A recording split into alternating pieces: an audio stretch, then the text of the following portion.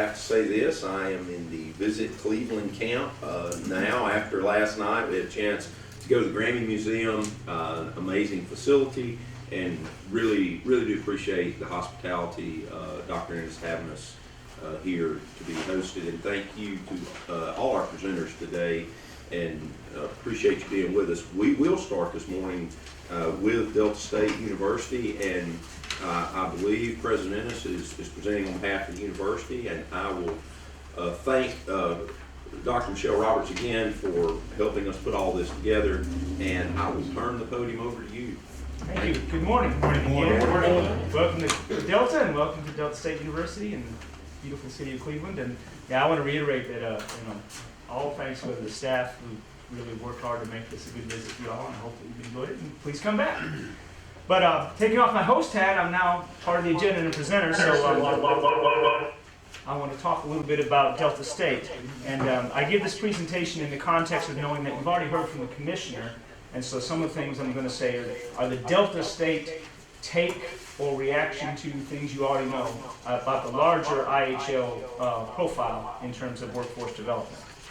So we begin with Delta State's local impact, because we're both a generator of workforce and a consumer of workforce in the Delta. We're one of the largest employers in this region, and our economic impact is pretty profound on this area. And of course, like all the universities represented today, we also send our alums out into Mississippi, and our alums do tend to stay at Mississippi at a higher rate than many other universities in the IHL system.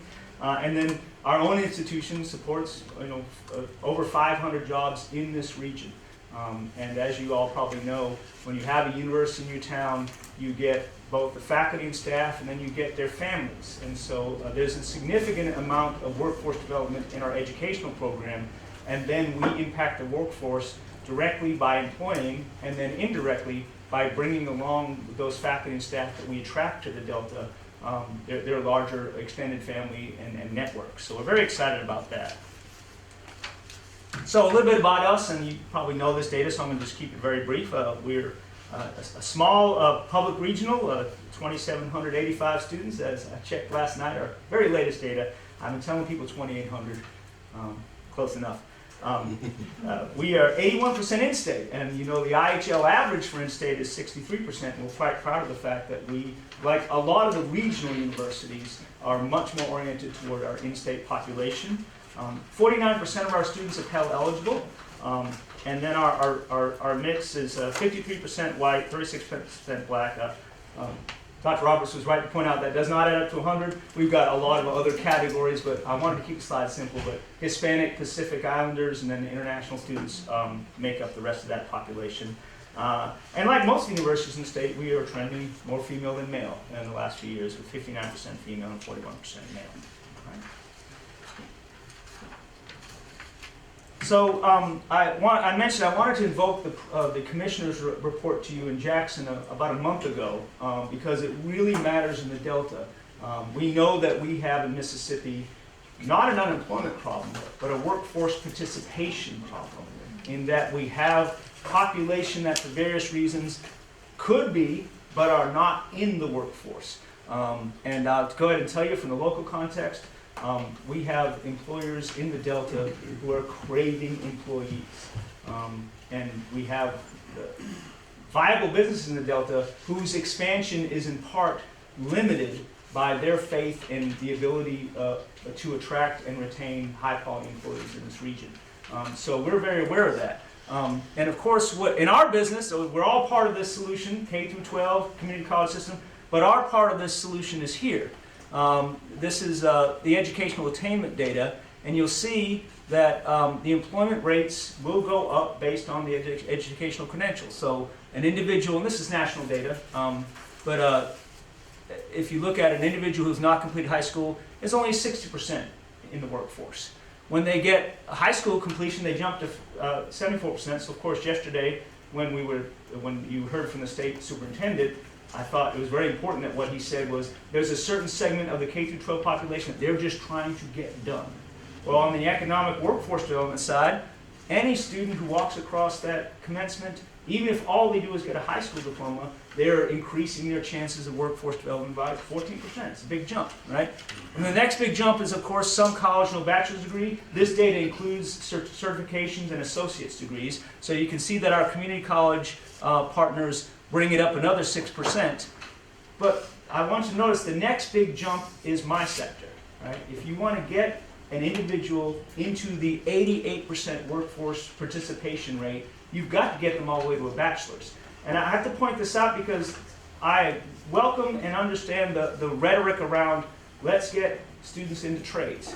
And workforce development sometimes puts the bachelor's degree aside and says, well, you don't need a bachelor's degree for all jobs. That's 100% true, and I agree with that. And there are students, there are citizens in Mississippi whose track does not point them toward a bachelor's degree. But on the larger question of Mississippi's persistent workforce development problem, I have to reiterate as a university president, the biggest mover into the workforce is still and will continue to be bachelor's degree attainment. And while I want to give due respect to workforce development that includes skills, Metatronics, and workforce development that goes into a profession, whether it's lineman or whatever, allied health, those are important parts of the sector. But we will not actually break the persistent underemployment in Mississippi until we increase bachelor's degree attainment. And all the other things we talked about yesterday, and all the other things we talked about moving people in the workforce, you're not going to get a significant portion of Mississippians in the workforce at this high 88% rate if we do not increase our bachelor's degree attainment.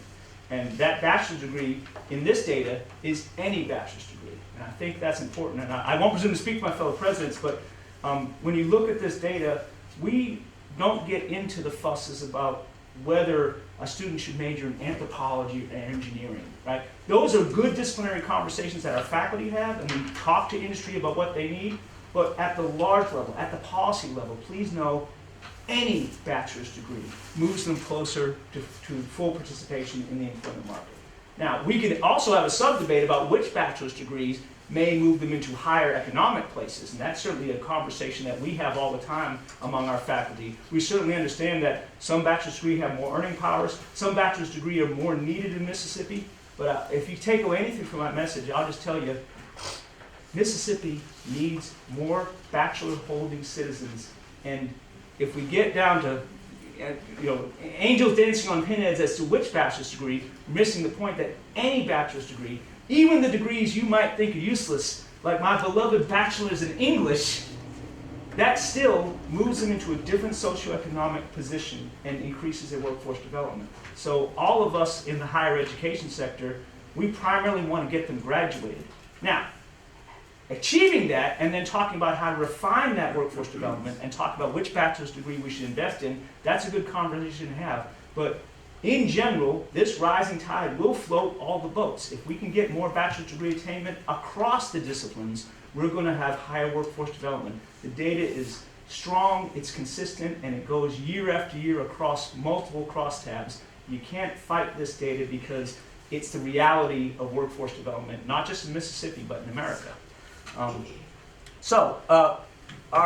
Our challenge here is we are both proud of this number, and I want to draw attention to this number. We are in the Delta, so half of our students are Pell eligible. And if you know higher ed, and you are all on our Senate committee that knows higher ed, you know that Pell eligibility is an indicator of their financial means to pursue a college degree. So the number of Pell eligible students who graduate at DCU is 39%. At DC, Delta State is 39%. That's actually good, because the national average for our peer group is 34%. So we are overperforming by 5% the completion rate for the Pell eligible. The challenge that we face is when you all look at metrics for college productivity, and when the Senate breaks open the funding formula and starts looking at graduation rates, what I have to passionately caution you against and argue against is, please, please, please contextualize those graduation rates to the population that is being served. We have a noble mission. We take on more Pell eligible students at a higher percentage than most IHL universities, and we graduate them at a higher rate. But given the headwinds that a Pell eligible student faces in the Delta, It is not a failure that only 39% of them get their degree. I want that to be 100%. But when you engage a Pell eligible student, you're engaging their whole life. And as you all heard yesterday from the superintendent, life happens to these students. And when life happens to these students, they are far more vulnerable to interruptions in instruction than students who come from middle class or upper middle class background, stable homes with lots of disposable income. So completion rates by themselves, they are a measure, and at the end of the day, every college president, I think, wants every student they matriculate to graduate. That's what we're put on this earth to do. But for us that take on, either by our geography or by our mission, and sometimes both, take on the most vulnerable students, our measure of success has to be contextualized by the fact that every one of my Pell eligible kids is one flat tire away from dropping out. And so while we want that number to be 100, and we have put in all kinds of scaffolding to support that population, we have an enormous amount of wraparound services. I was just pitching a grant last week at Stoneville to give us more help with students who have food insecurity, who have transportation problems, who are giving care to an aged parent or grandparent at home. They're not living in the dorms drinking beer like I did, like someone like me did. They're actually living at home and being part of a social structure that includes younger siblings that they may be caring for.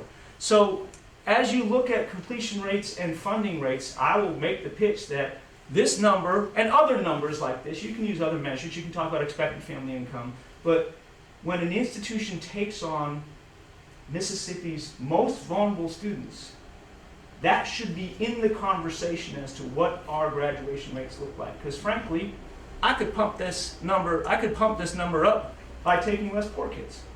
But that's not our mission. That would be a betrayal of being a university in the middle of the Delta, in a poor part of a state that is trying to build its economy. So we accept that an uninformed outsider will say, there's something wrong with that. And I'll say, yeah, my heart breaks whenever a student doesn't get their degree. And we fight hard to keep them here, but we have to fight against forces that a college cannot mitigate by themselves. So the biggest factor in non-completion, not just at Delta State, but nationally, is unmet need. If you want to predict whether a student completes their college degree, do not look at their high school grades. Do not look at their ACT score. Look at the unmet need that they present after they fill out their FAFSA and they start, they're about to start college, they get their bill.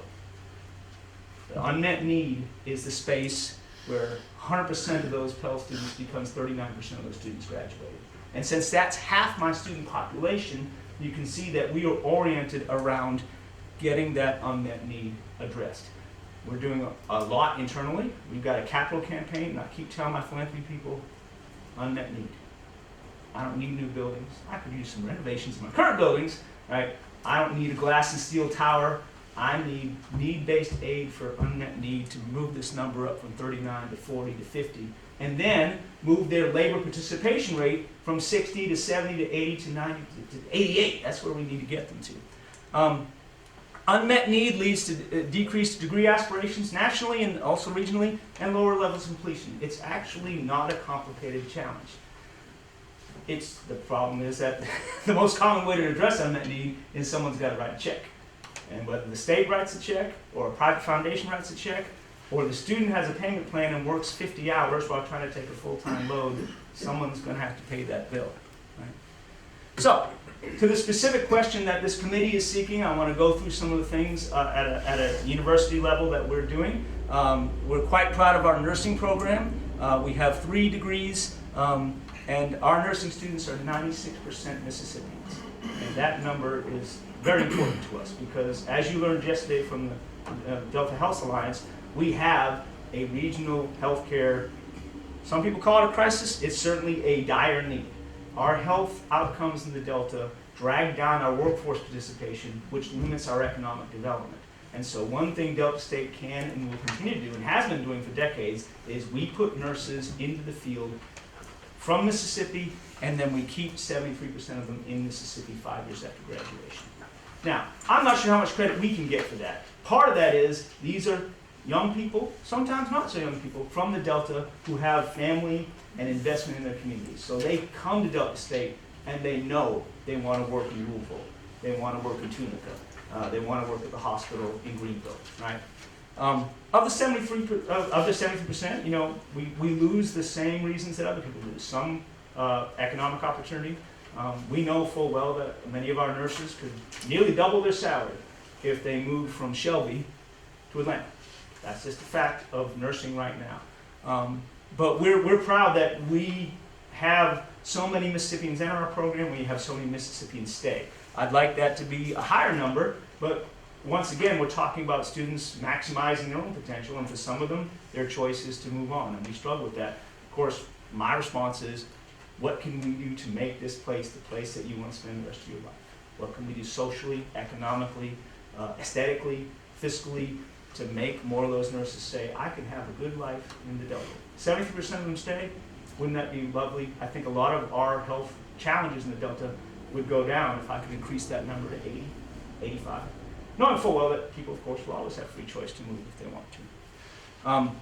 And we've had a nice increase. We've had a significant increase in the undergraduate nursing program. And we're very thankful to the legislature because we just cut the ribbon on a new nursing building, and that was made possible by appropriations through the House and Senate, and that is doubling our nursing capacity. Now, we have doubled the nursing capacity. We still need students who want to come be nurses, so there's a challenge there. So to meet that challenge, we have a couple of programs that we work on. We have a summer nursing program where we identify pre-nursing students, and very much like you heard yesterday, trying to get students in the emergency room, shadowing nurses, being active in a hospital or a clinical setting so that they can get into our program. Now, our nursing program does have a higher ACT expectation than our general admission, so believe it or not, part of pre-nursing is test coaching. Because we have good students who may want to be nurses, but they don't have the ACT score to get into our nursing program. And because we're very proud of our nursing completion rate, we will not and cannot lower our admission standards for nursing. We absolutely have to keep those high. So we need to bring the students up to the standard before we admit them so that they can complete the program on time. We have non-degree courses, and this is a thing that we should probably consider. Y'all, when we talk about nursing, there is a hidden cost for students to be ready to be nurses, right? We don't use the word remedial, but we do have non-credit courses for students who we look at their data and say, this is a profile of a student that's going to struggle in anatomy and physiology. We're going to have a non-credit pre-anatomy course to get them ready, right? Like you might have taken pre-algebra before you took algebra, right? Those courses cost money because we have to deliver them, but they don't move the student directly toward the degree. So there's an additional cost where sometimes nurses have to take 5 years to get a bachelor's, a BSN, because we're trying to address some limitations that they bring to us that we have to address before we let them in the nursing program. And none of us want to be served by a nurse who we don't have complete confidence that they have met all the requirements of the nursing program. And we've had some great financial support. You met some folks yesterday. We've got grants from the Bauer Foundation, South Delta Planning, and a lot of local healthcare agencies, including the Delta Health Alliance, continue to give us support for these programs. Education, another area where Delta State is strong, and of course we started as Delta State Teachers College, so that's been our DNA since 1924. We have both elementary ed and the Master's of Arts in Teaching, and like nursing, 95% of our education students are Mississippians, and 72% stay in Mississippi. It's eerie how close this is. Nursing and education, two major needs in the Delta, are two areas where we bring Mississippians through, and then we put them into our state workforce. So we're proud of that, but it's not enough. In this case, like nursing, we have extraordinary amounts of unused capacity in education. We could take twice as many teacher candidates this year and serve them all if we could find them. So now we need to find a better way to recruit and incentivize young people to enter the education profession, or address people that want a mid-career change into teaching. And we have to do that because, as you all know, there's persistent teacher shortage across Mississippi, and unfortunately, as is common, just like with healthcare, whenever you see a shortage in Mississippi, you can go ahead and presume that that shortage is more severe and more acute in the Delta. That's just the fact of life here.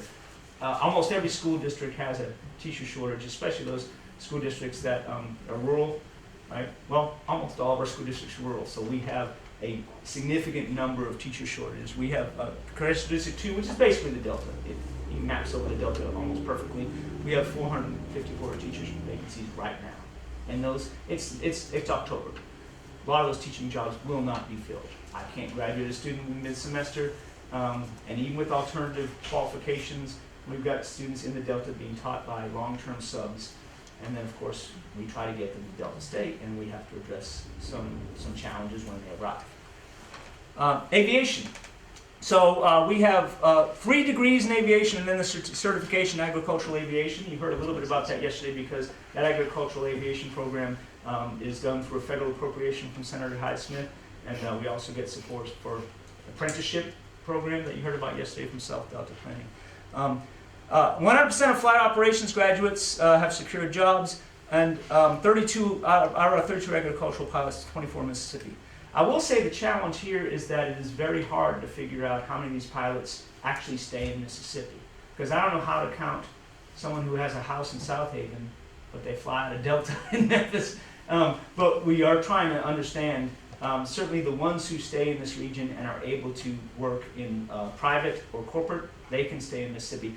I gotta be honest, I've got dozens of alumni pilots in Atlanta because they go to Delta Airlines. And that's part of having an aviation program, is a certain percentage of them move to hubs. Charlotte, if they fly for American. So I don't have the same bragging points about keeping the pilots in Mississippi, but I certainly do in the aviation, agricultural aviation, which is an intensely localized program. And I see our alums from that program flying around our fields the week after they graduate, and it's lovely.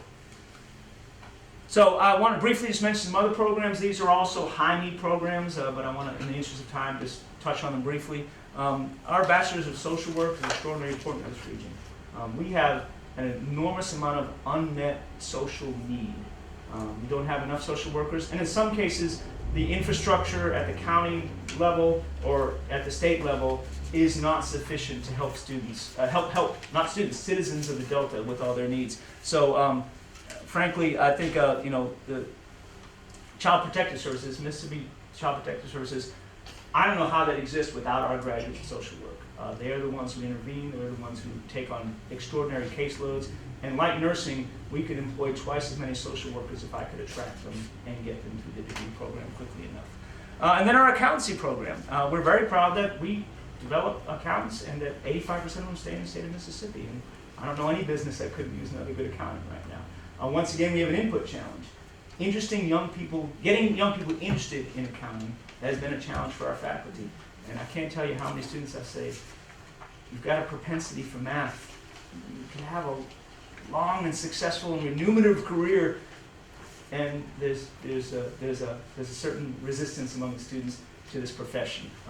But anyway, it's out there, and we continue to offer it, and we continue to promote it. All right, so this slide tells you that where we stand in terms of the number of enrollees in these. This is all the high need programs I just mentioned. So you got accountancy, aviation, education, and nursing. And if you'll notice that of all those programs, 81% of those students in the aggregate are in-state students. So we are bringing in and serving our students. And of course, that 81% maps with our overall population. And so you'll see, we see increases in many areas, but we have capacity for more. So we really are looking for more students to come to Delta State. So I'll leave you with this. I'll say that as I'm new, I just finished my first year at Delta State, I was, given what we know about workforce participation and degree attainment, I'll be blunt. I was not the only president that was surprised to see a bill was put into legislature last year to close 3 state universities. I'm glad the bill didn't go anywhere, but certainly you would expect a college president to say this. The last thing Mississippi needs is fewer paths to a bachelor's degree. We have 316,000 Mississippi citizens with some college and no degree. And I tell y'all, if you are reading things about the enrollment cliff, here at Delta State, we think differently about the enrollment cliff. All of us who pay attention to higher ed and demographics have seen the enrollment cliff coming for 20 years. In fact, we knew the enrollment cliff was coming in 2008. So all you have to do is see how many babies were born in 2008. At 18, that's your enrollment cliff. We had a recession. If birth rates did not recover after the recession, as they normally do, and here we are with fewer traditional 18-year-old students. But Delta State is part of the smaller university cohort that has the ability to be more flexible. And here's where we're positioning Delta State. In my career, hopefully I have a long career, it's up to the IHL. Maybe I have a short career, right?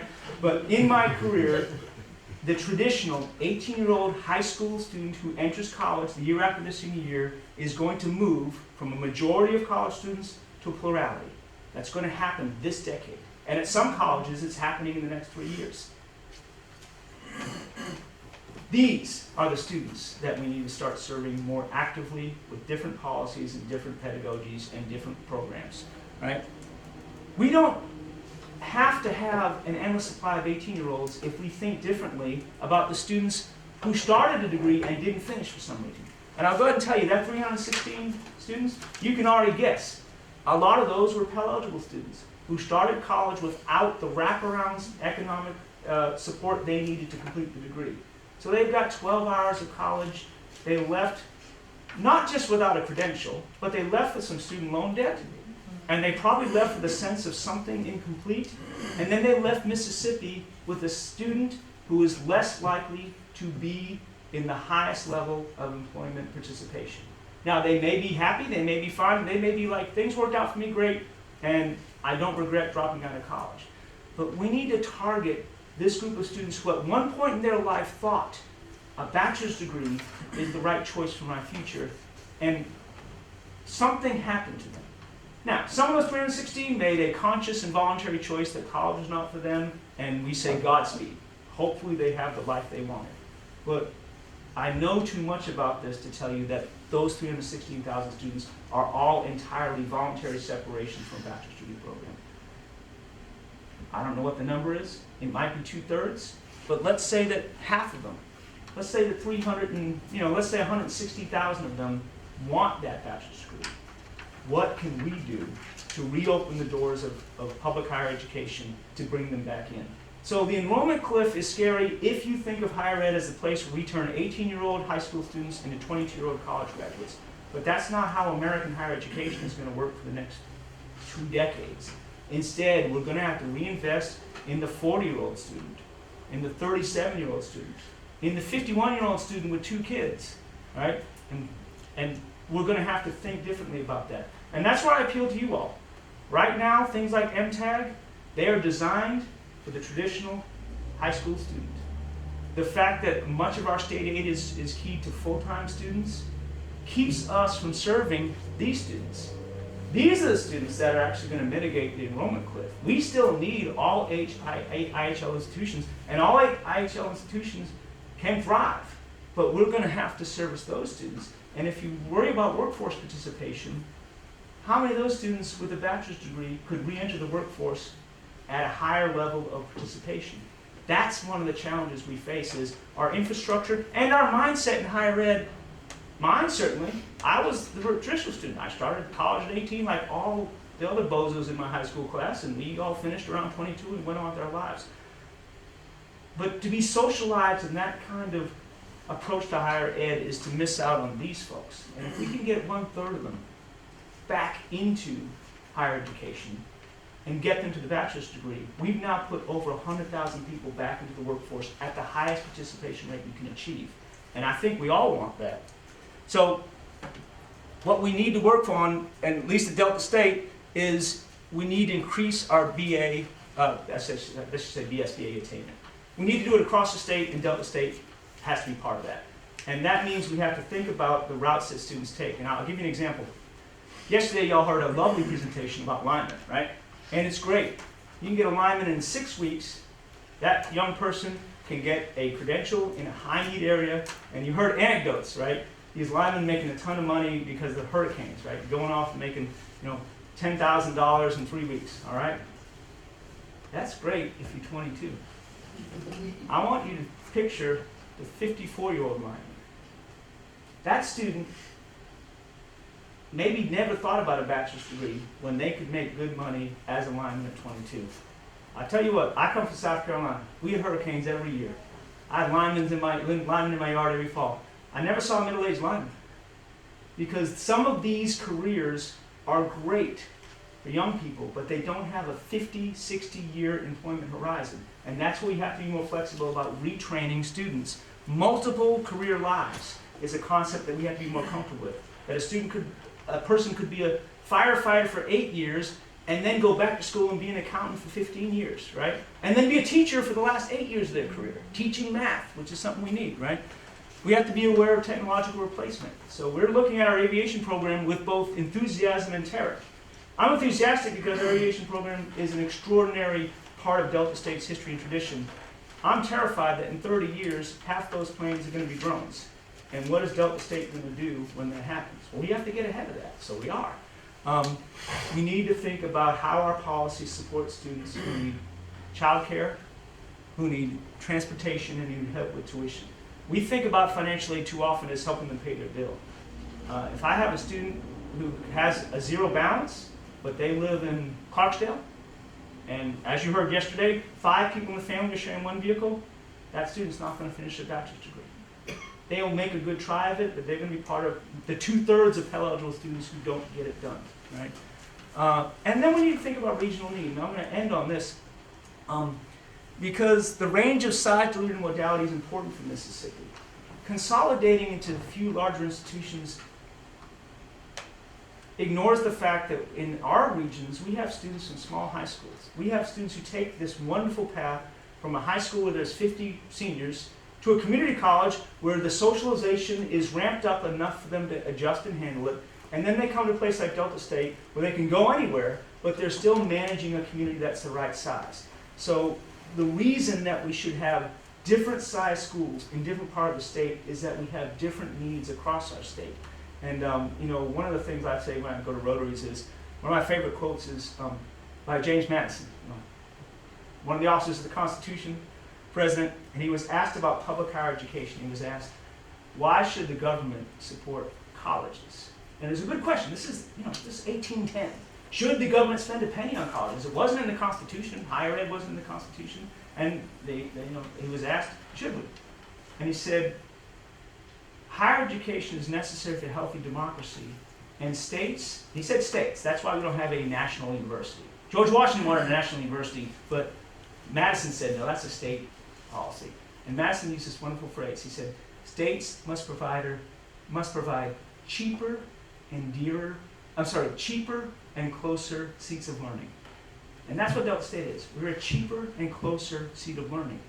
I can't pick up my kids and say, go away for 4 hours and you'll be fine. We have a regional need, and public education is supposed to be cheaper and nearer. And that means we have to have a range of universities that serve the different needs of the state. So, I'm so glad that you're here, and I'm happy to take any questions if I have time left, Mr. Chairman. We'll make time for you. Thank you, Dr. Yes, sir. Ennis. A couple of things. One is I appreciate the context, and I think that's going to apply to our presenters for the rest of the day. And the concern, obviously, as any state, you have a limited amount of resources, Right, and an unlimited amount of need. mhm, The graduation bachelor's attainment, and one of the biggest concerns to me of this committee when it was put together by the Lieutenant Governor was, I don't want to zero in on a number. mhm. The labor force participation rate is X, let's move it to Y, success. My concern is within that number, there are a lot of people who are underemployed. Right. Now, I can be underemployed because I'm working at a $10 an hour job and I'm an excellent employee, but I just don't have the means, the confidence, et cetera, to go get a certificate or a bachelor's or et cetera. But I'm also underemployed if I got a college degree and I'm making less than what I traded for. Because I traded 4 years, 5 years of my life, earning potential during that period of time. So as we look at the CTE piece in the high schools with the career coaches, I don't want to micromanage somebody's life, but on the other hand, some of the work of those career coaches, I hope, is helping people find a track for today, in today's earning capacity, and what may be the best pathway for me, because we don't want to set people up for failure. So I think it's the two working together, and I do appreciate your commentary about the 316,000, because, and I'm sure all the presenters will probably talk about this, compete to complete, or, that program, looking at how now our universities are making greater strides to help people put it together for that degree. But my question after that long-winded opening is, if we have, for instance, at Delta State, 49% fail, 39% of those graduating, the hard question is, because we know they're coming regionally, we know they're coming from right here in the Delta, is that student at that point in their life better served coming to an IHL campus or going through a CTE program that allows them to make earnings? Those are the toss-ups we're having as policy. So how do we address that as a legislature? When we're looking at your student base and saying, what is best for that student? So the challenge we face is, and that there was a big study that's done last year, is when you poll high school seniors who intend to get a bachelor's degree and they don't enter a four-year institution next year, their graduation rate, their eventual bachelor's attainment is only 17%. So it is not a cost-free alternative to say, someday you'll go to college, go get a certificate and work for 10 years, because life happens. So if the larger goal is fuller employment in Mississippi, part of the answer has to be more bachelor's degree attainment. That doesn't mean we irresponsibly say every student should go right to an IHL university, and it's wonderful that we all these pass. But when we talk about student counseling, I'll go ahead and say that if a student in Mississippi shows an inclination to go to a four-year school, I think we should find the funding and the policies to get them there and support them when they're there, because you have their inclination, you have their interest, and then if you get that bachelor's degree, we've got them in 88% employment, right? That's the magic number. If they go on a different path, you're just going to significantly decrease the possibility that they ever get that bachelor's degree. So it's a trade-off, and I get that hard decisions have to be made, but if the short-term decision is that student's going to make more money at 19 getting a CDL, their long-term earnings are not going to match what they're going to get at a bachelor's degree. Even a bachelor's degree that maybe the year after they get their bachelor's degree, they're working at the Family Dollar, and they're frustrated. I got $40,000 in tuition, I got $10,000 in student loans, and I'm sitting here making $10 an hour. That's not an outcome any of us want. But I'll go ahead and say that in our world, we have to think long-term, right? If that student takes a year or two to figure out what they're going to do, the data is incontrovertible that the employment prospects of a student are significantly increased by a bachelor's degree. And the thing that I'm a little worried about is, when you look at the national data, coming forward, 70% of the jobs in America are going to require a bachelor's degree. So if we in Mississippi decide that we don't want 70% of our students to get a bachelor's degree, and we take that group that's vulnerable and we say, well, looking at your family income, we think you should get a certificate. I'm really uncomfortable with socially engineering them into a different workforce outcome because we're not willing to invest in getting them to a bachelor's degree because it's hard. And there are good ways to support these students. They just require, like I said, a very different approach to policy and a different approach to the way we support them. And it's hard for us in higher ed because none of us went into this realizing that we were going to have to worry about, oh, shoot, that student's family, dad didn't get paid this week. We need to feed them. We got to have. When I went to college, no college had a pantry. Every one of us at this table now has a food pantry on our campus for food insecurity. So I understand there's trade-offs, but I think when we talk about counseling students, there's a short-term benefit and a long-term cost if we de-emphasize the bachelor's as a path for students that we think are unlikely to make it.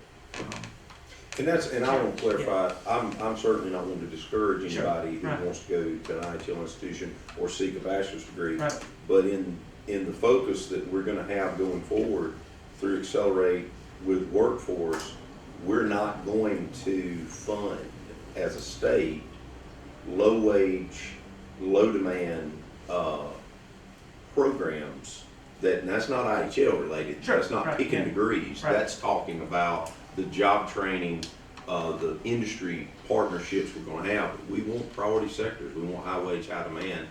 And I guess the pivot out of that, not saying we're trying to categorize, but to pivot out of that, and I ask these questions of all of them, of our institutions, it's almost, do we track our ROI for our graduates? Do we say, to the best of our ability, here are our graduates, and here's what they're earning based on the expectation of what they had when they entered our degree program? Because that's almost the same metric we're trying to use on the K-12 CTE side. Sure. It's just to say, we want to make sure that our GDP for families rises. That's more important to me than the workforce participation rate, is that actual earning capacity for all Mississippians rises.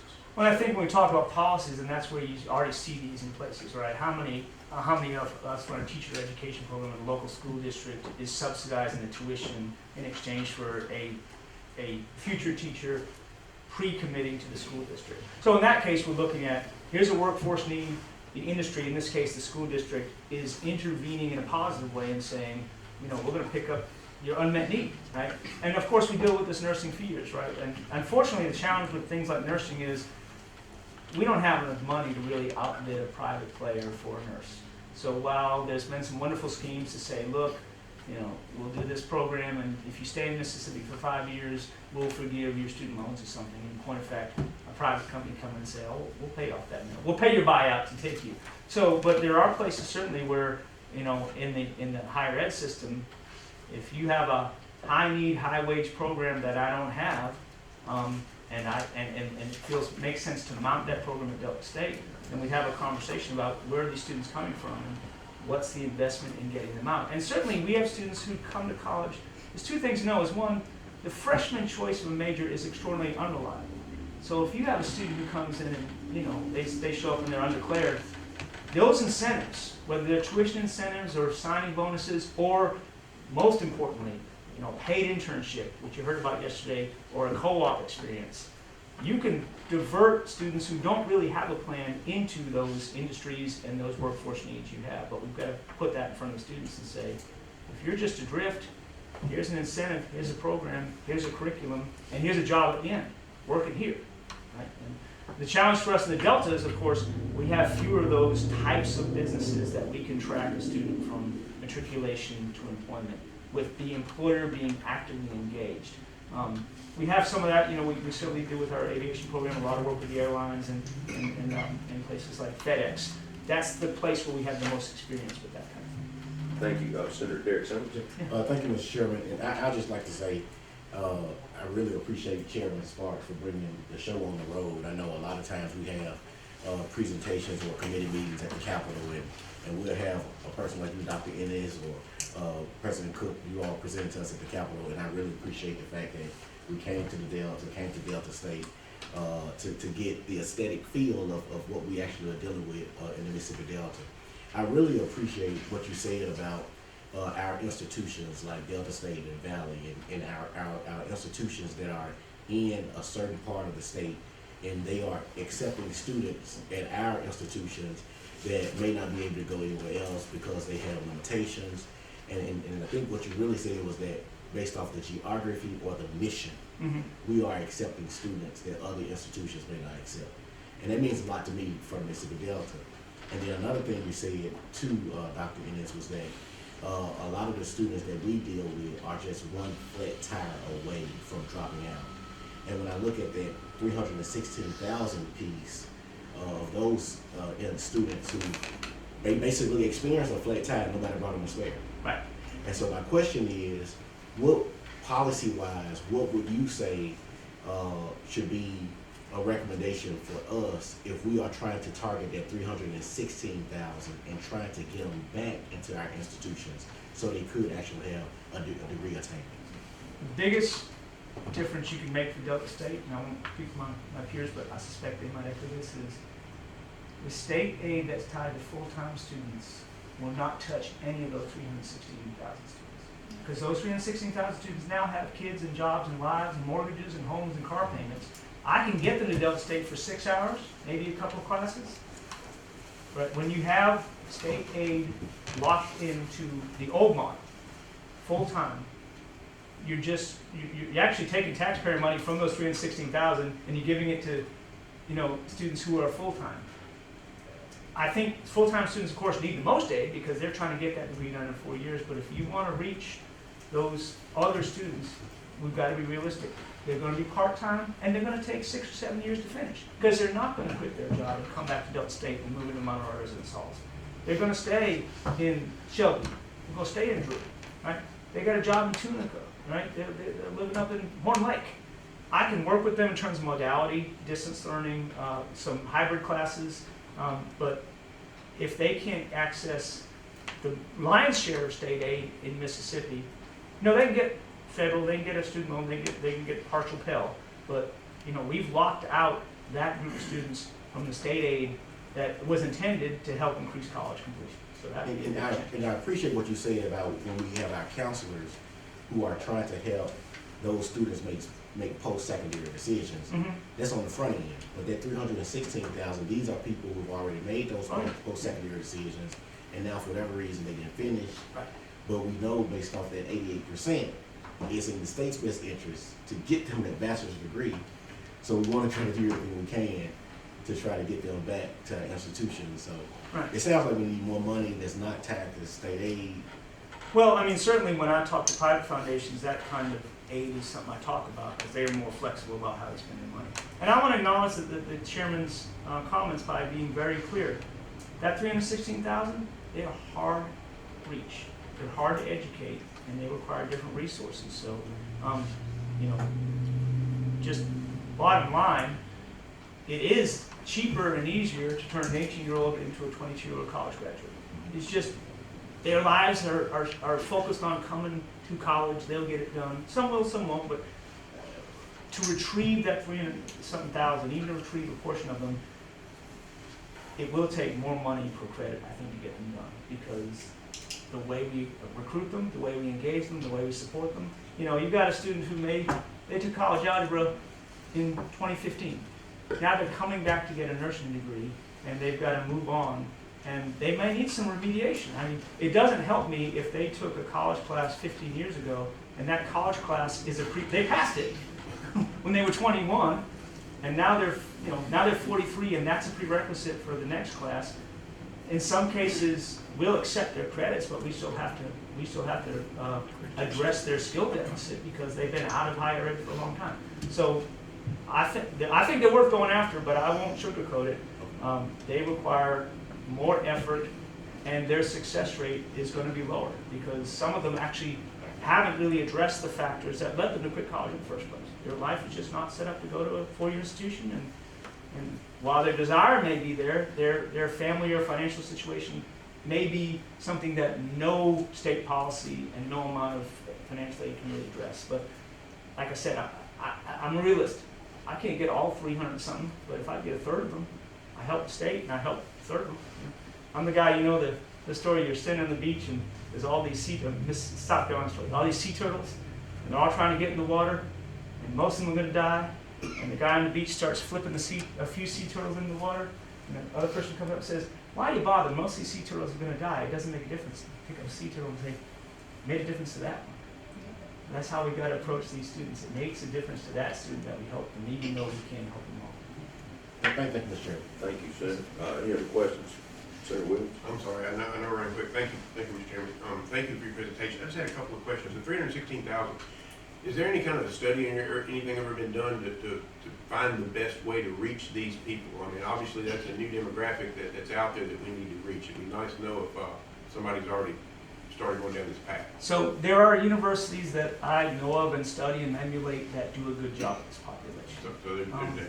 The one I like the best, that Georgia State is extraordinarily good at retrieving these kinds of students, and they have built all kinds of infrastructure for these students. And part of it has to do with thinking very differently about schools. For example, one of the best practices of this population, multiple entry points.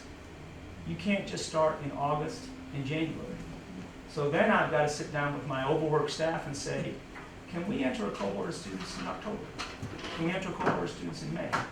And then the other thing is policy changes that have to do with protecting a student who's going to go for 6 weeks and then disappear for the next 2 terms, and then come back the following summer. And one of the challenges of that group that we need to be careful of is when we talk about aid, you don't want that population re-engaging the student loan system. Because here's what happens. They wanted that bachelor's degree. There's an emotional connection to something unfinished, and you're at a university, recruit them. Delta State recruiter calls them up and says, hey, I noticed you started at Delta State back in 2014 and you never finished. We've got a welcome back program. We've got a incentive to bring you back. All right, that sounds good. But if that student starts that bachelor's degree and then their life interferes and they drop out for a year, if they've taken any student loans in that 1 semester return, they go into repayment. So we have to be very careful about protecting the student from that, which means, unfortunately, if they're a lower income student, a student loan is often a choice that they want to make, and you have to sit down and actually you have to do the counterintuitive thing and say, can we fund your first semester back without a student loan? Because if this doesn't take, now you're worse off. We recruited you back to Delta State after 10 years. You took 1 semester, but actually your life doesn't work. Your boss won't actually give you the time off necessary to come here. Your kid gets sick. You're getting divorced. Who knows? Now they've picked up 1 class, maybe 2 classes. They dropped back out, and now they're going into repayment and default. So we have to be very careful. So there are best practices, but they're It challenged. seems like what we might call a legacy funding model as we go forward. That needs to be Right. redefined and revetted Mhm. differently than we will, I think, as we go forward. There's information that's out there. You mentioned a statistic that caught me off guard. You said that the future 70% of jobs will require a degree. Where did that statistic come from? Which study? You have many studies. I don't know. Yeah. You made the comment wrong, Yeah. unless I misunderstood. I will it. send the chairman the exact document. I think it was a Heinz Foundation document. Heinz did a study last year. Just curious, that's a pretty high number. Me just looking quickly, 25% of our people have degrees. We want that to be more, but Right. Where are we going as we look at workforce and as we look at the limited resources we have and how to go forward? I apologize. I put you in the citation in my presentation. And just a quick statement, as a 58-year-old newly enrolled college student, Good. it's a little different than it was last time. Well, Canvas doesn't mean what it used to. Oh, I pity the person who has this one back here. Where's the I will thing? get that. I will send it to the senator, and it's something I was reading this last week as I was preparing. I should have cited it. Thank you. Thank you, Mr. President. Any other questions? Thank you, I appreciate it again. Thank you for being a gracious host to this committee. We will move forward. Next presenting is Alcorn State University. I believe Dr. Tracy Cook, Marcus Ward, whoever's presenting. Thank both of you for being here, and whenever you are ready, I'll let you begin. Thank you so much, Mr. Chairman, and thank you to the committee. I'm Dr. Marcus Ward, Senior Vice President for Institutional Advancement and Executive Director of the Alcorn State University Foundation. As they get the presentation loaded here, we will get going. But on behalf of Alcorn State University, I want to thank you, Chairman Sparks, and committee members for the invitation to share some insights and information about Alcorn's significant contributions to Mississippi's economy and also to the state's workforce. I also want to thank our friends and colleagues here at Delta State University, Dr. Ennis and his team, for hosting us today on this beautiful campus. Everything looks absolutely wonderful. And our colleagues from our other regional institutions. As you know, Alcorn State University is a crown jewel in the state of Mississippi. For over 153 years, we have been serving and making a difference for this state by producing working professionals of knowledge and character who are strengthening the state's economy in unique and effective ways.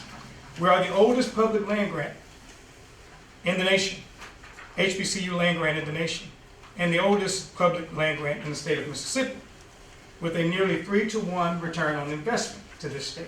And what that means is for every $1 invested by the state of Mississippi, Alcorn is returning about $3 to the state's economy. But that also doesn't account for the over $300 million in social impact savings that Alcorn contributes to the state. And what I mean by that is, by having Alcorn State University in southwest Mississippi and serving that 14-county region, the state is saving $300 million from having to incarcerate people, provide social services, Medicaid, all those different types of programs that the state would normally have to cover if our institution wasn't there. So we're grateful and thankful that the state of Mississippi sees Alcorn as a value. Recently, we conducted an economic impact study with the Lightcast Corporation that concluded Alcorn has a $187 million annual impact on the state of Mississippi. And we do that by helping contribute to support over 3,021 jobs. And our students, just our students alone, are averaging about $12 million a year in annual economic impact to the state. But on top of that, our alumni are contributing about $135 million. And in that area, we also have about $40 million for the university in our operating expenses, from everything from construction to purchasing to the day-to-day operations of the university. And so Alcorn is having a unique impact in this state, and we couldn't do it without your support. I want to touch on the question you asked earlier about the underemployed in Mississippi, and Dr. Ennis did a masterful job of sharing insights about how we get to that population. Alcorn is doing it in both ways. We're looking at it in a twofold process. We're looking at shortening the time frame to complete a bachelor's degree. We're also looking at incorporating certifications, credentialing, badges, all of the different things that people need into the curriculum, so when they go off into the workforce, they have a trade that not only can they use their bachelor's degree, but they have a trade to also maybe make money on the side, or also to do things that, in case that bachelor's degree doesn't work out. So we're looking at that, incorporating that into our process going forward. The other question about how does the state, what investments the state needs to make, Dr. Ennis was right about looking at the model for the funding. The state has also got to invest a little bit more, I think, in terms of how do we recruit industry to the state, and looking at, because you've got to create a lot of bachelor's degrees, right? And most of those degrees probably won't employ people in the fields that they are getting those degrees in. And so we've got to recruit more professional industry to the state so that those folks can have somewhere to go. Now, I've done all that to say that when you call on Alcorn, you call on all of Alcorn. And so as you can see in the room, I have a number of colleagues that are here to help us, to keep me on task and to elaborate on Alcorn's impact. And so I'm pleased to be joined by my colleagues who will come and assist with this presentation, starting with Dr. LaDonna Lee, who is our Executive Director of Strategic Academic Initiatives. Dr. LaShondia Carson will follow her as the Dean of the School of Education and Psychology. And Dr. Ira Sewell joins us as the Associate Professor of Nursing and the coordinator of our ASN program in the Alcorn School of Nursing. Dr. Tracy Cook is here as well, our 21st President, and Dr. Joyce Buckner Brown, our Provost, along with Dr. Edmund Buckner, Associate Provost for Research, Innovation, and Graduate Studies. And so, as I said, when you call on Alcorn, it's always Alcorn, and we bring everybody. And so here we are. We thank you for the time. We're going to try and take up a little back time from Dr. Ennis' presentation. Thank you, Dr. Ward.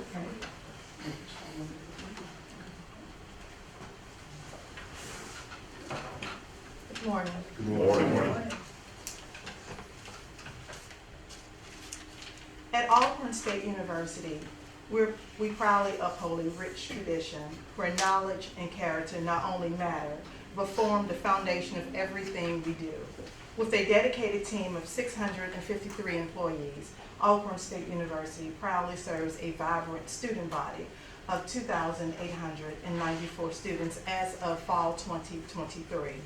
Our commitment to student success is reflected in a strong 79% retention rate and a historically high 6-year graduation rate of 57%. And our research and sponsor program funding is $18.95 million. Fall 2023 enrollment decreased by 1.3% compared to fall 2022. However, current numbers indicate an increase in enrollment for this fall 2024 semester. We are definitely encouraged by the positive impact of the state's new career coaching program, which currently includes Vicksburg High School.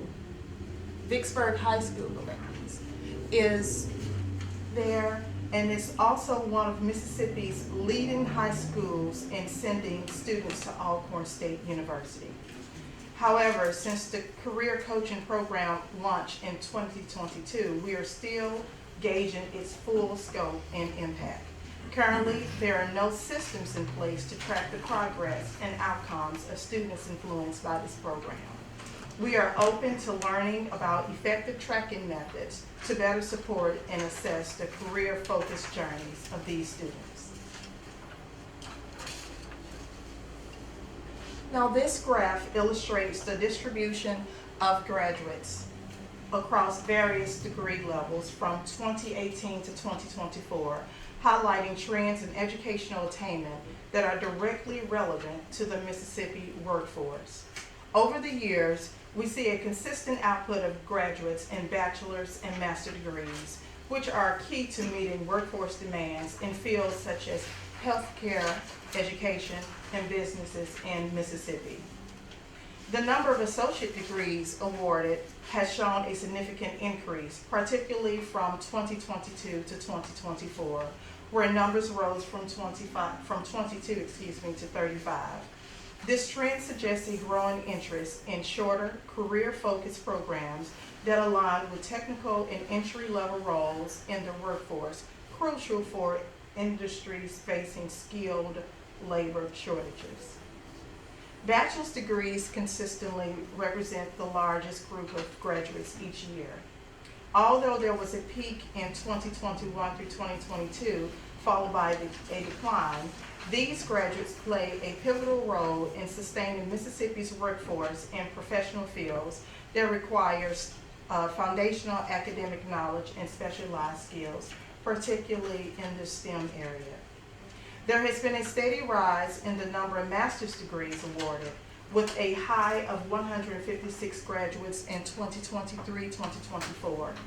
This increase reflects the demand for advanced skills and leadership qualifications, particularly relevant for roles in management, healthcare, and education sectors within Mississippi.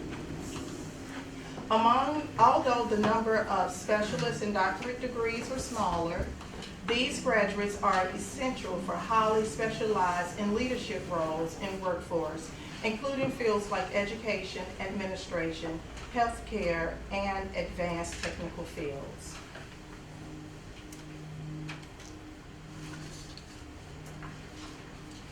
This table provides insights into the alignment of Alcorn State University graduates with the Mississippi workforce, especially in relation to the percentage of graduates employed in-state 5 years after graduation. STEM fields, particularly biology, play an essential role in supporting Mississippi's workforce needs. For example, 49% of biology graduates remain employed within the state 5 years after graduation, indicating a substantial impact on Mississippi's healthcare, environmental science, and research sectors. This retention aligns with the high demand for STEM professionals in both public and private sectors across the state. Several other programs, such as nursing, ASN and BSN programs, also contribute significantly to the state's workforce. Nursing graduates have 5-year employment rates of 66% and 60% respectively, reflecting the healthcare sectors needed for consistent, qualified staff in Mississippi. These graduates address crucial workforce gaps in local hospitals, clinics, and public health services. Graduates from programs such as secondary education and social work show notably high 5-year retention rates within Mississippi at 100% and 68% respectively. This level of retention highlights the importance of these fields in meeting the educational and social services needs of Mississippi communities.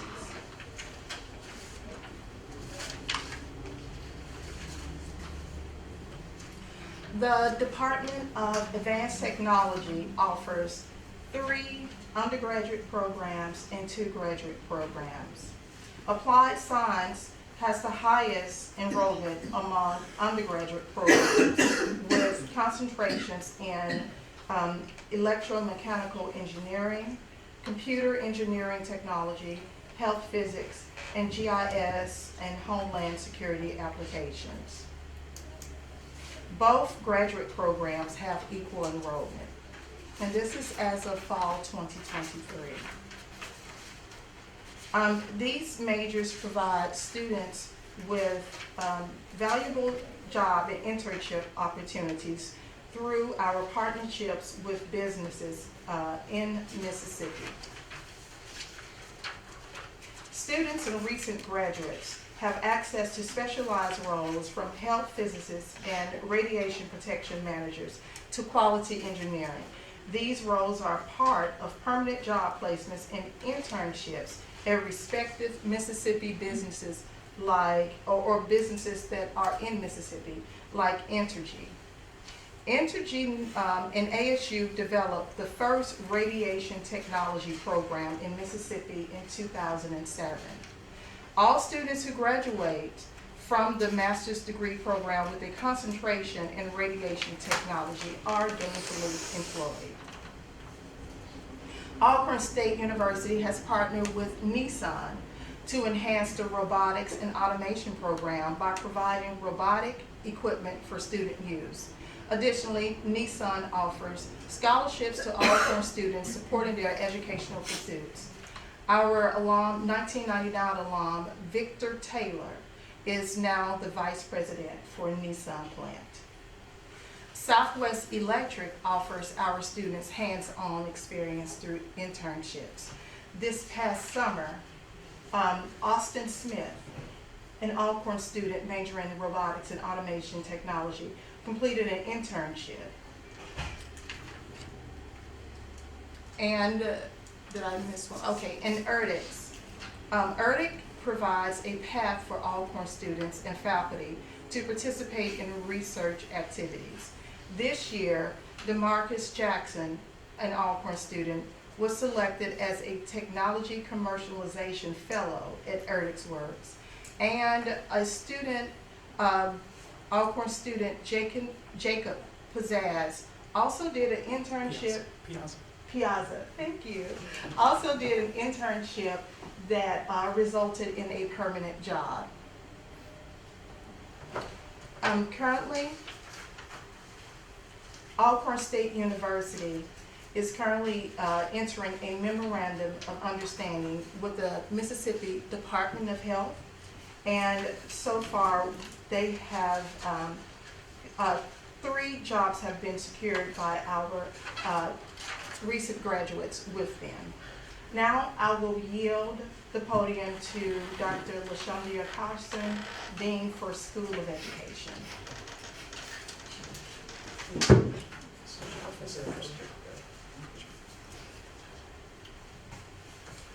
Good morning. Good morning. The School of Education and Psychology manages the Complete to Compete program. In 23-24, we graduated 16 candidates. Currently, we have enrolled 30 students for fall 24, and as of last week, we have 34 students new admits for spring 25. And so just know that we are working to collect the data. This program is new in our department. Previously, it was under the provost's office, and so we have seen a steady increase in the numbers. And so by the end of 25 academic year, we will have a comprehensive report that we could share with you all. Also in the school, our certification programs include the teacher education program, which is the traditional route and the alternate route. And we currently have 60 candidates in the program. And at the graduate level, we have our professional counseling program, which is school counseling and clinical mental health, which right now we have 51 students enrolled. Also in 2019, the National Science Foundation awarded us the Robert Norris Teacher Scholarship and Stipend Grants, which was for $1.2 million. The goal was the aim is to attract and to support 36 students in math and in science to become K-12 teachers in high-need school districts. There are 36 scholarships that are available to juniors and seniors. Each year they can get up to $10,000. And as of today, we only have had 4 of 36 students to complete the program that are teachers in Mississippi. Reason being that we have seen several challenges. such as the licensure exams, the Praxis Core, the Praxis Subject Assessment, the Principles of Learning and Teaching, and the Mississippi Foundations of Reading exam. And also, the salary has been a challenge for the students. Some feel that it's unfair for them to have pay and take 4 licensure exams, and at the end, they only make $41,000 coming out compared to their counterparts that are nursing programs and such. And so we do continue to strive to recruit students. As of last week, we have recruited 1 math and 1 biology student that are enrolled in the program. And so that's all I have for education. Thank you. Next we have Dr. Ira Sewell, the Director of Nursing. Good morning, everyone. Good morning. I thank you for this time and opportunity to speak with you all about the School of Nursing, the undergraduate programs. The nursing programs undergraduate programs have been in existence at Alcorn State University for almost 50 years. We're celebrating 47 this year. The Associate of Science in Nursing program, we admitted the first students in 1977. In the Bachelor's of Science program, we admitted the first students in 1979. We received accreditation for those programs in 1981 and 1982. And then we continued to grow those programs. In 1998, we created a RN to BSN program online, which would help these Associate of Science in Nursing nurses go through a seamless transition to the bachelor's degree. As well as in 1999, we began with our LPN to RN program.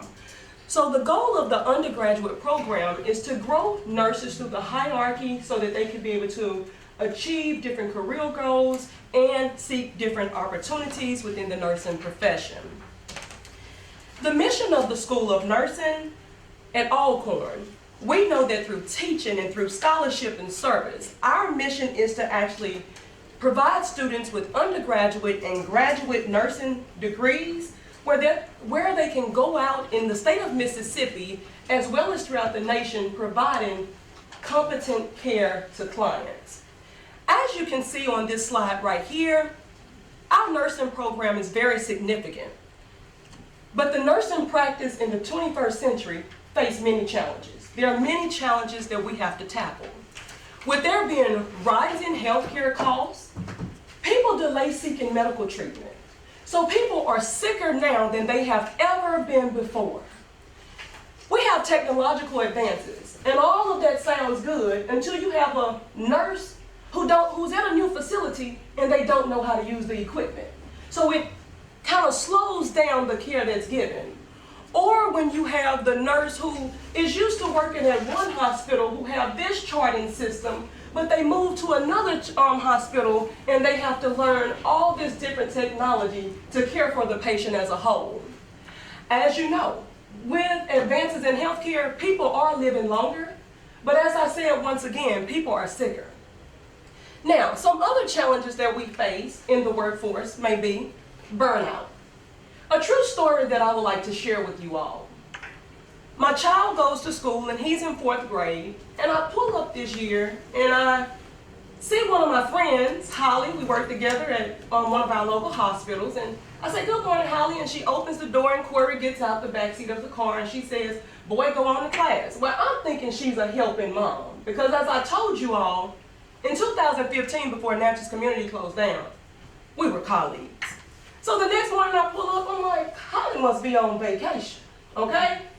No, I asked Holly on the 3rd morning, I said, "This is what you want to spend your vacation doing?" Holly says, "No.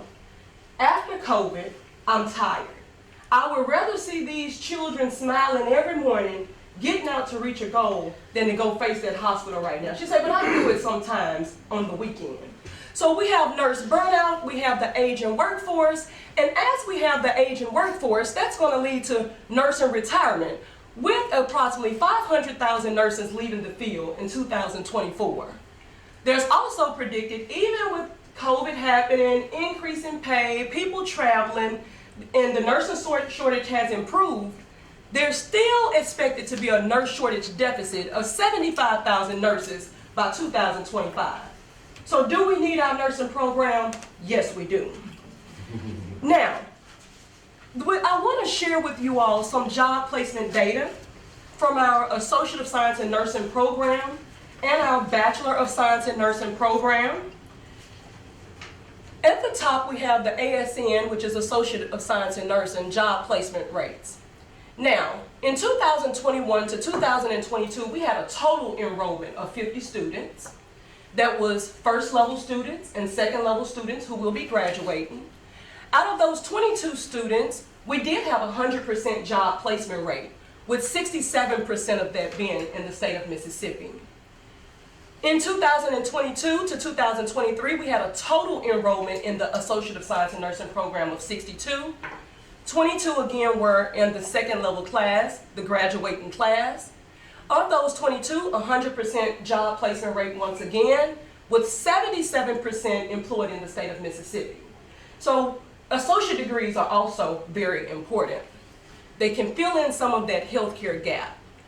In 2023 to 2024, as you can see, enrollment is increasing, which is a great thing. We had 80 enrolled in the total program, with 37 graduates going out into the workforce. 100% were employed, with 73% being in Mississippi. I'm going to share with you all the BSN also job placement rates. 2021 to 2022 enrollment in the Bachelor of Science in Nursing program. We had a total enrollment of juniors and seniors of 78. 40 graduated that year, so there were 40 seniors. 100% job placement rate, with 75% in the state of Mississippi. 2022 to 2023, we've had 72 total enrollment, 32 graduates, 100% again job placement rate, with 65% being in the state of Mississippi.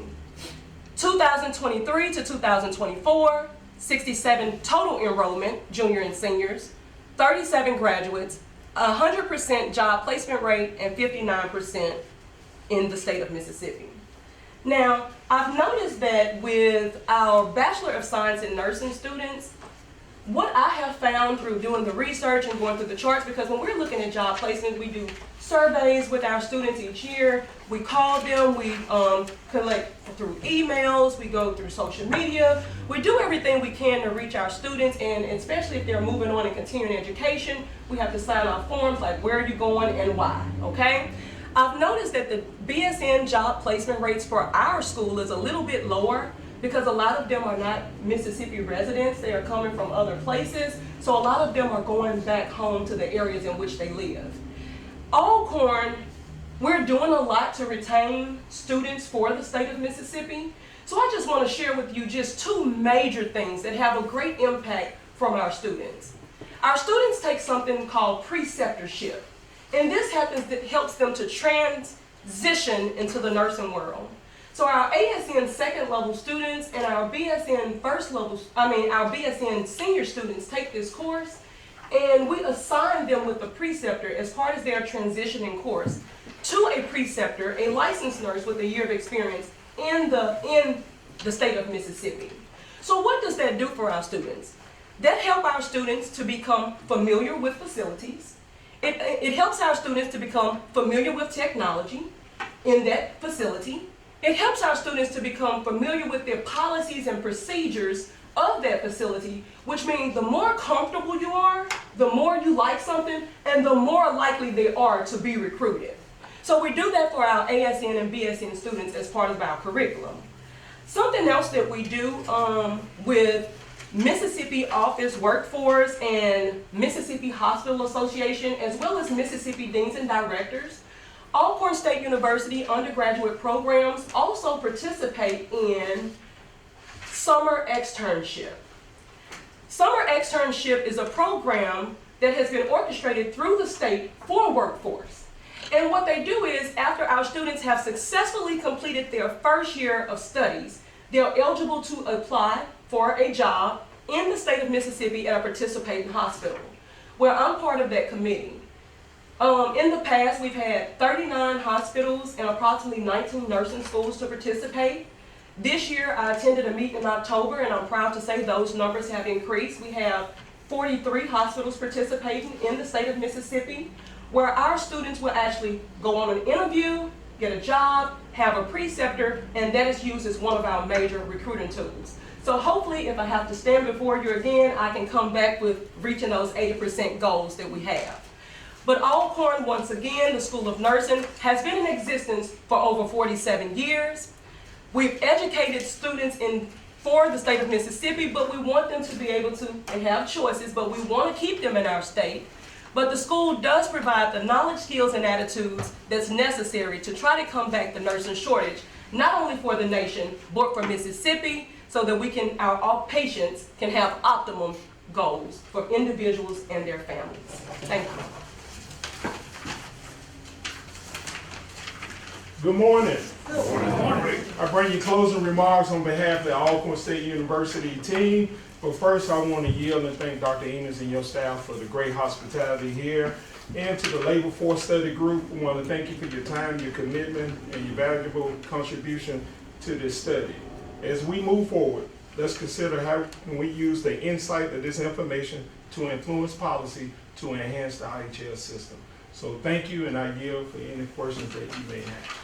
Thank Of the team. Yes, a couple of things that jumped out. One is the freshman to sophomore retention rate is 79%. Is that something you've seen gradually increasing? And if so, what do you attribute that rate to? 'Cause that's a good rate, I believe, holding 80% of your freshmen and sophomore students. Well, the program we have, first year experience, the first 2 years, we kind of put it on one brother as well as a transfer student. All services outside the academic arena. I'm a former vice president of student affairs, as well as having a lot more mentor sessions. Being a former high school principal, assistant superintendent, I saw the pipeline from when students starting out, and a lot of times counselors in the K-12, they get so focused on testing. And you look at those top-notch teachers within the K-12 settings across the state of Mississippi. At one time, it was 144 school districts. Now it's shrink down to about 120. Those top layer teachers now are concentrating on the state mandatory test. So a lot of times students get to their junior and senior year and they be idle because the ones that actually going to college, that's where they lose the focus about what do I want to do and what career path. And they say, I know I need to go to college, but don't have a reason.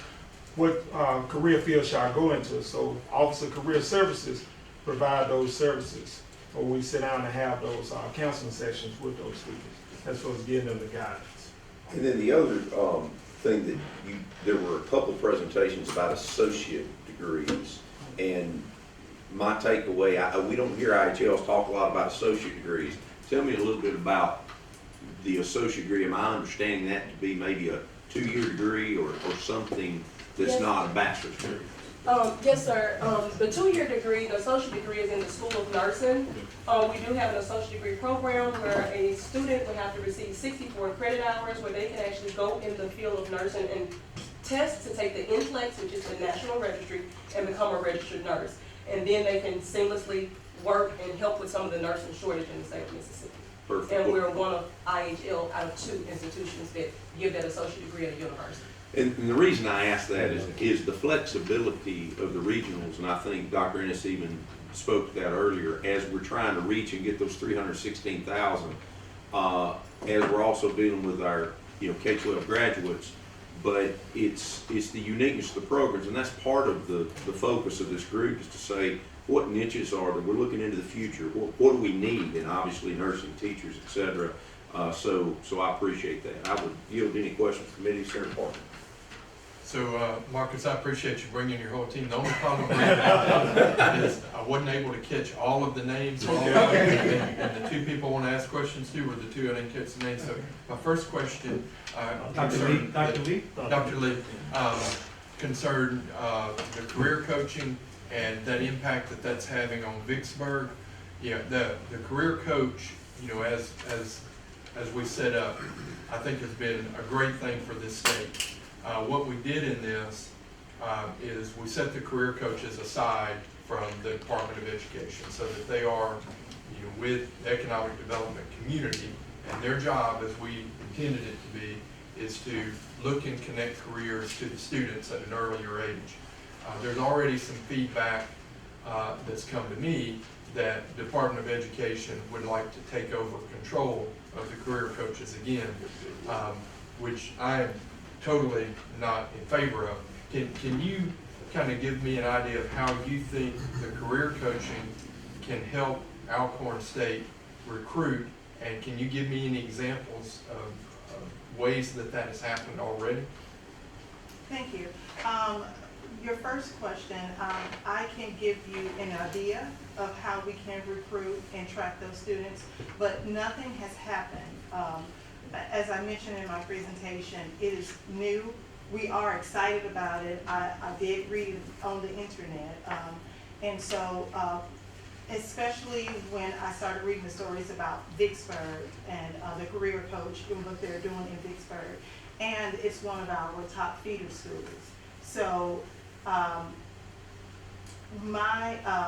what I would like to do at Alcorn is to track those students who decide to attend Alcorn that have been through this coaching program, and track them independently to see their retention and their graduation rate, and basically how they thrive through their academic year at Alcorn.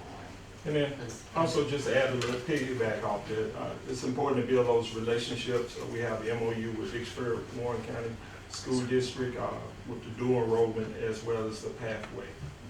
So what I would hope you would see happening is that because the career coach is not required to stay in that classroom and do the school duties, Yes. I would like to see that career coach coming to Alcorn State, meeting with you, meeting with your team, Yes. and you telling them what the needs are in the community and how they can then make that connection back to the student. And then, because this whole concept is to create that gateway, so that you can do that. And, when we're looking at increasing labor force participation rate, that is a perfect opportunity. And so if you get any pushback, in that, we would love to hear that, because that is exactly what we want to see the career coaches doing. So I'm excited about that. And then the other question I have is for the nursing program. Yes, sir. And so again, I'm missing names and I missed it again right there, so I'll just apologize. But one thing we looked at last year, and I mentioned this yesterday, that I want to look at again this year is some collaboration between the hospitals in the Delta in particular. You mentioned one thing about the electronic medical records. One thing in talking to members of the Delta Council and the representative from Tennessee last year who put together the program study on that, was that if we had collaboration between the Delta hospitals, there could be some uniformity of the electronic medical records that could be created, which then would allow you in your program to be presenting probably the EMR that's being used throughout the Delta. And then when you have the students go out in their preceptor programs, they're leaving your program and seeing the EMR that they were using on campus with you, whether they go to Greenwood or Greenville or go to wherever it might be.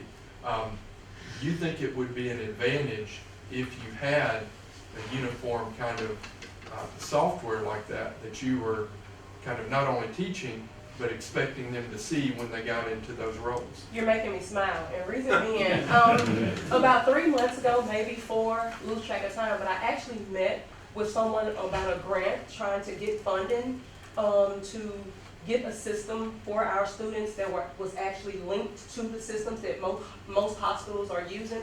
I drew a blank with the name of the system, but we met and we're in the process of looking at those things, but right now we do use electronic health records that is close to the system, but not all the way. Electronic health records through Assessment Technologies Institute, and it does give our students the opportunity to document or to see what a chart looks like and to actually input their records, but it's not identical. But we have met about that. We have a grant with Jackson State University, a big grant, and I actually spoke with them trying to see if we could get similar medical records so our students can have a smoother transition. So what I would like to see happen this session, because it was kind of a surprise last year to some of the people from the Delta, and we had I won't go into the politics of everything, but I think we had maybe a little more support for that collaborative agreement, maybe on the Senate side, and we had a little bit more questioning on the House side. But when we get into this session, if we do bring a bill like that again, you would be someone who I think would be a great resource for us to have back. Yes, sir. And so I'll get with Marcus about, how when we're discussing that maybe in committee or in other ways, that importance could be shared, because I think that could go a long way towards some of the connections being made ahead of the session. So Frank was here yesterday and we talked, something going on, I apologize. George. On a little tangent here, but I do think if we could create that collaboration and, work together ahead of time, on our issues on how we want to get the board structured and some of the things that kind of fell apart, I think it could make a great difference. And when you add in the fact that you get more money if you have these collaboratives, through the Medicaid system, I think it's a win-win for the system. So I'll try to get contact information. The people for you to maybe be looking for contacts back from would probably be myself and Senator Simmons and both Simmons. And I'll just add one other thing, Dr. Senator Parker, to that question about the collaboration with Vicksburg Warren. We've been having that conversation at the university, as Dr. Cook mentioned. And so we're looking at having more intrusive engagement with them, bringing them to our campus, bringing the faculty, the teachers, and the administrators to our campus, showing them around, having those kind of sessions with them to see how we can move forward in that. And we would love to hear if there are obstacles to having that happen. Yes, sir. Because we want, I'm just speaking for, I think I'm speaking for the chairman on this, we want the career coaches out there at the universities, at the business and industry, and we want them learning what's needed out there, so that they can then come to you and tell you what's needed, and you can make those connections and plug the students in. So I appreciate you. Thank you. Senator Norwood? Yeah, thank you, Mr. Chairman. I want to ask, I guess, a general question. 'Cause I think the last meeting that we had, now, Dr. Rankin is not here, right? Was there a statement made that if a student began at a junior college or community college, or a student started at one school and transferred to another school, that student would not count in the school's conflict at the graduation? Yeah, and I'm waiting for a follow-up, just to be clear on that with IHL, because that's kind of a question for everybody, and I literally pulled that question because of Commissioner Rankin's reply, is that, I went to Northeast, and then I went to University of Mississippi, but also there's a 7-year gap. I was one of those 316,000 people, I guess. But it's my understanding, unless someone starts as a freshman and retains through graduation, that doesn't count in your graduation rate. If somebody transfers from Alcorn to Delta, or Delta to, Valley, you lose that almost on both sides of your graduation rate. So I think you're correct, Senator. And okay. Well, I can see, I'm just looking at the graduation rate. And I guess, Dr. Cook, regarding the, during the ERAS funding, there was you had funding that was there for, I know, Dr. Ennis stated that he didn't want to use the term, but I think that it may have been labeled as that. But it was remediation. Remediation for all students. Have you seen a decrease, I guess, in your graduation rate, or the time that's necessary for the students to graduate because of that? Because that was from the data that I saw, that was very impactful in terms of a lot of students graduate from high school, but yet not ready, not college ready. And that was the precept, if you will, to allow them. So have you seen that? And I guess it would be a general question, I guess, Mr. President, and it may not be something you can answer today, but if you could just get us that, I think that's very crucial. Because last year, year before last, conversation came up, and the question was asked, what do you have a replacement for that? And if you do not have a replacement for the cut in the AIRS funding, then there again, that's a barrier for being able to graduate potential students that,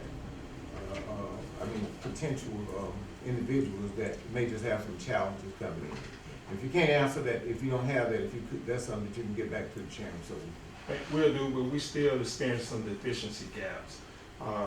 The challenge to the provost is how can we do some remediation within the various schools and colleges. Matter of fact, school of nursing, we had to create a summer program for some of those students that had some deficiency gaps, so the university had to eat that cost. okay, and that's the same thing I think Dr. Ennis stated there. So that is a barrier that you're facing in the, I guess, from the individual colleges or universities. Thank you, Mr. Chairman. Thank you, sir.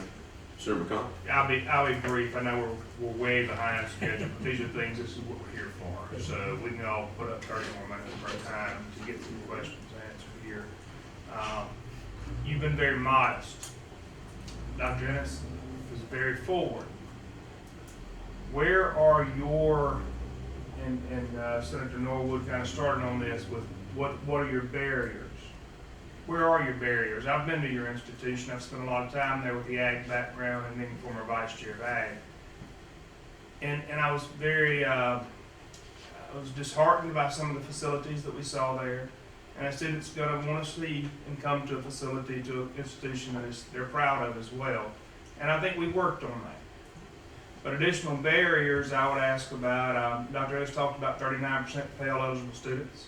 And the flat tire being the end-all be-all of an educational career. What do you see being the barriers for moving forward to get to this higher rate of bachelor attainment? I don't believe that everybody should have a bachelor's degree. I'm sorry. I was born and raised on a chicken farm. We had chickens, hogs, and cattle. My dad was a contractor. He never had a degree in contracting. I think you can go out there and you can work and you can get great living. But I am a fortunate recipient of a bachelor's degree and a JD. And I will encourage anyone to go do that. So I ask you, what are your barriers? What are we looking at with you? What is your ask? Well, simple. My barrier is right now we're trying to build capacity. Within capacity, the efficiency, and then the customer service. But the barriers is we educating students from maybe not having the opportunity to go to a 4-year institution to the brightest of bright minds. So that's a big gap as far as with your professors trying to bring students up to par as far as the speed. So that's one of the barriers as far as remediation, getting up to speed. Another barrier, Alcorn is located in Southwest Mississippi, so as far as trying to get those enhancement, students like accessibility to things. They like amenities. So the barriers is educating those individuals that may not know the pipeline where it's going to open up doors for opportunity for the workforce. As far as that's where the mentorships come in.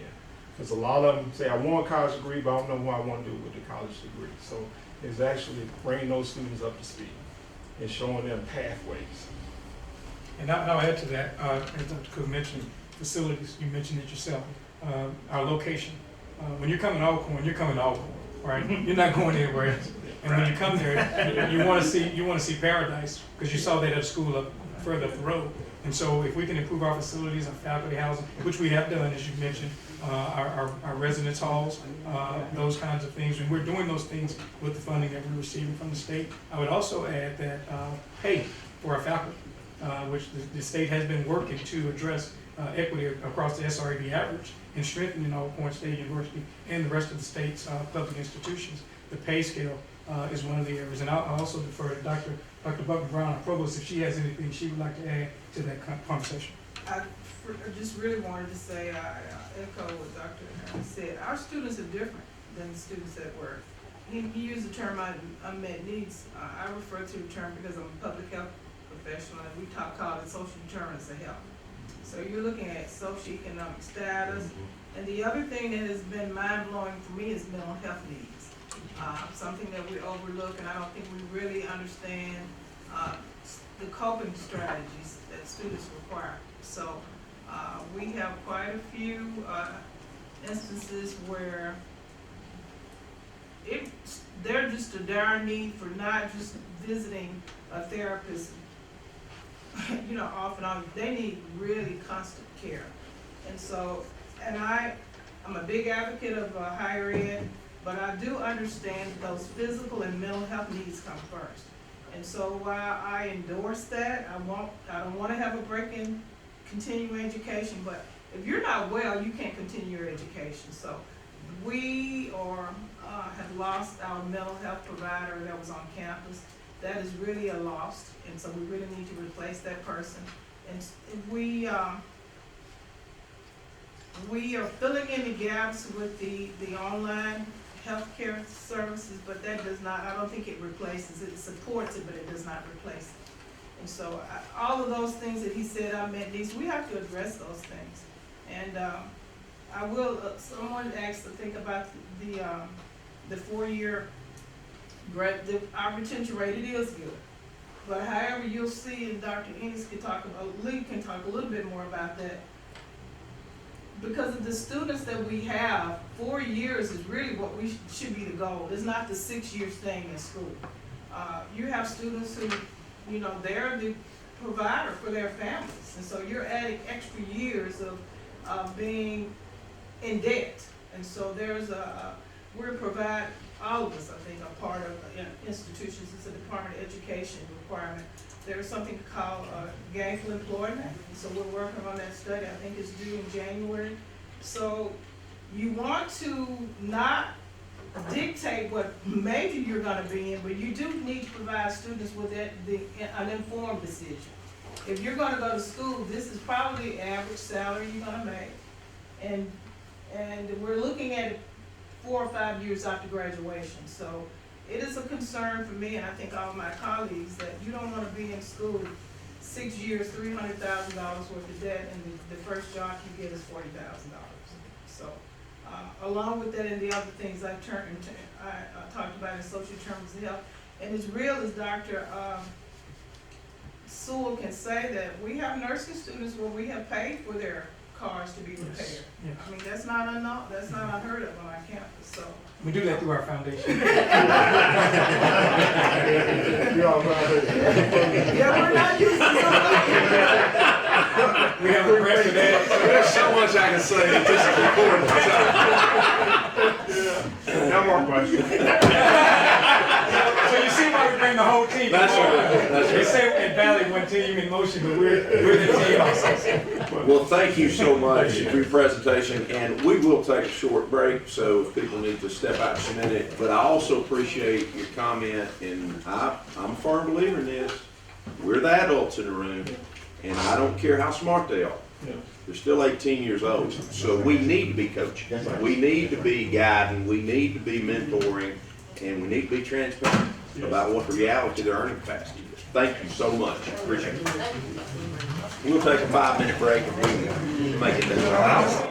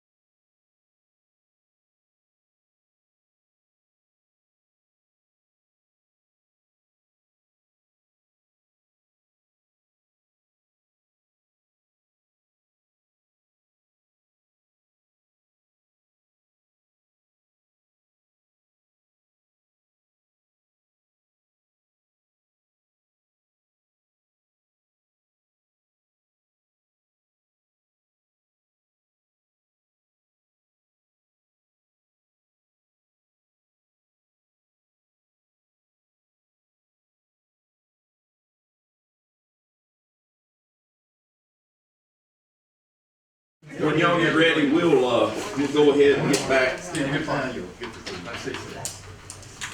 online. Next up, Mississippi University for Women, President Nora Roberts Miller, and I got to spend 3 weeks on your lovely campus back in the summer of 1991 at the Mississippi Governor's School. So it's wonderful to have you, and of course they referred to it then, and I think probably still should, the Mississippi University for Women, and smart men too. So I'll turn it over to you. Well, thank you, and I want to thank Dr. Ennis and Delta State family for their hospitality, and I thank you for your interest in the regional institutions. I think that is really important, and I'm glad you're kind of lumped us together here to all present, because I can say ditto to what everything my friend said. We face the same issues. So we were founded in 1884 as the first state-supported college for women, and we have been exceeding expectations since then. These are some of the recent accolades from U.S. News and World Report and from Washington Monthly. And the ones that I'm most proud of, want to point you to, is our students graduate with the least amount of student debt of all regional universities in the South. We work very hard to make an academic experience quality, but also affordable for our students. Also, we are one of the top performers on social mobility of our students. That means students who come in with financial need are able to graduate and have a successful career earnings. So we're very proud of those. The students that we serve, our Friday is the official census date for our enrollment, and so we'll have locked in Friday and can talk about it next week. But last academic year, we had 2,841 students, and our enrollment seems to be pretty level with where we were last year. We're continuing in that. 86% of our students are from Mississippi. 78% of our students are women. 75 to 80% of our incoming class each year tends to be transfer students. We are a very transfer-friendly institution. We have the second highest percentage of transfer students of all master's universities in the country. And so we realize that Mississippi has a very strong community college system.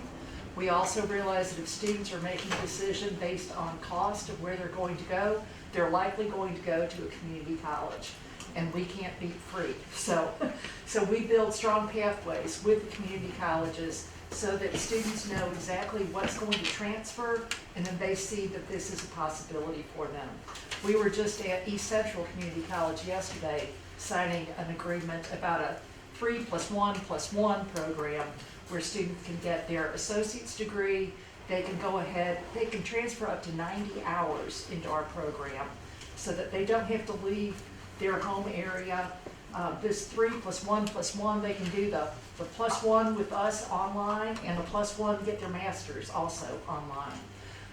We have another agreement we'll be signing with Itawamba Community College on Friday. So we work very hard to make these pathways visible to our students.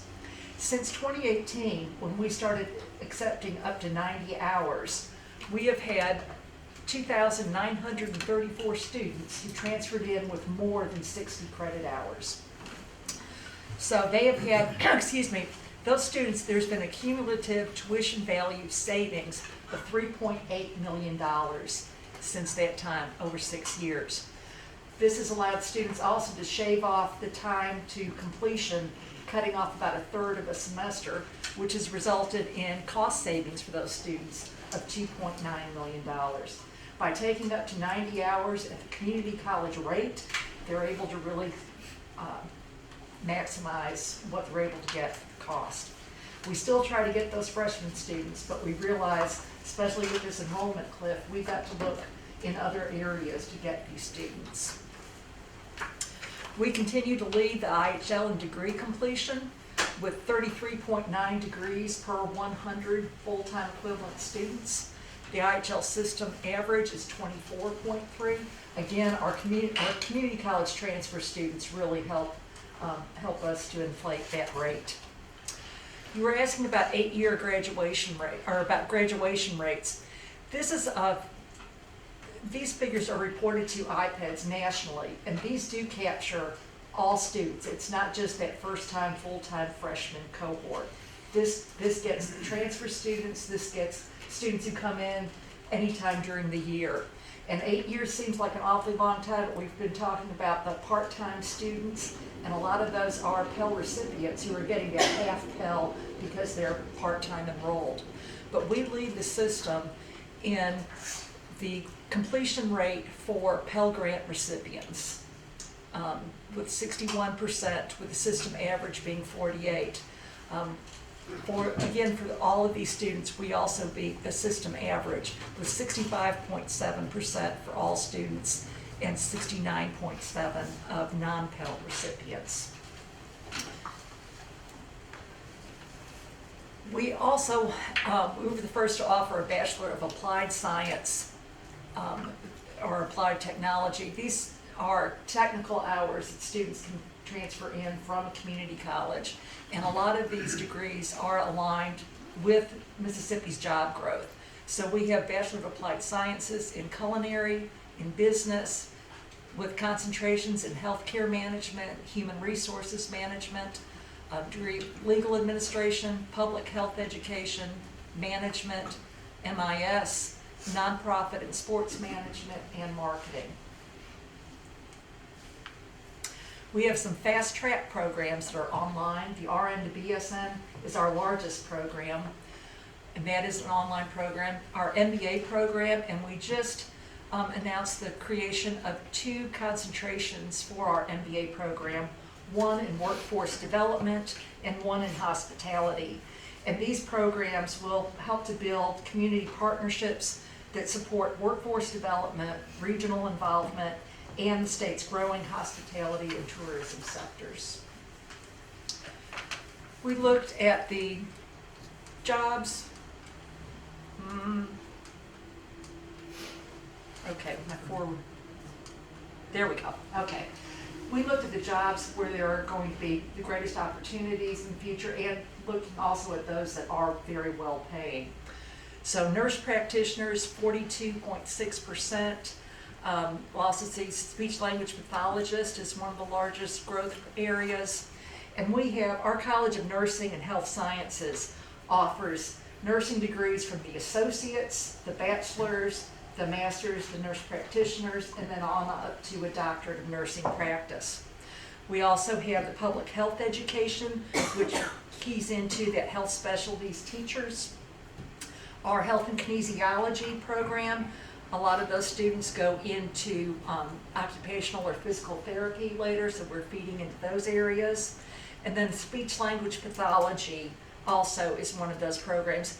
And with all of these, either between that college or our business administration, we are supporting all of these areas of job growth and good pay.